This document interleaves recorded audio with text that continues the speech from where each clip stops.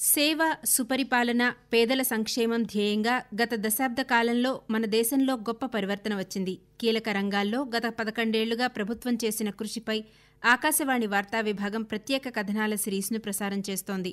ఒకప్పుడు దూరంగా విసిరేసినట్లుండే ఈశాన్య భారతం ప్రగతి చిహ్నంగా మారటం గురించి ఈ కథనం మీకోసం.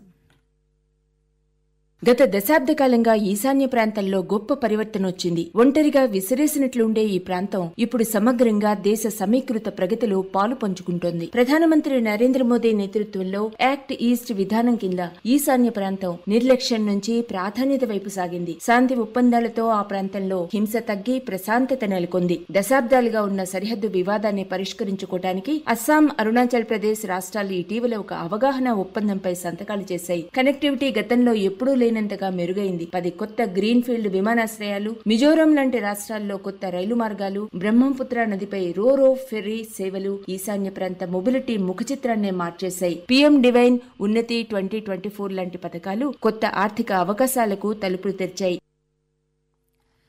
ఈశాన్య ప్రాంతం ఇప్పుడు కేవలం ఒక సరిహద్దు ప్రాంతం కాదు, దేశ అభివృద్ధి ప్రస్థానంలో ఒక చోదక శక్తిగా ఆవిర్భవించింది.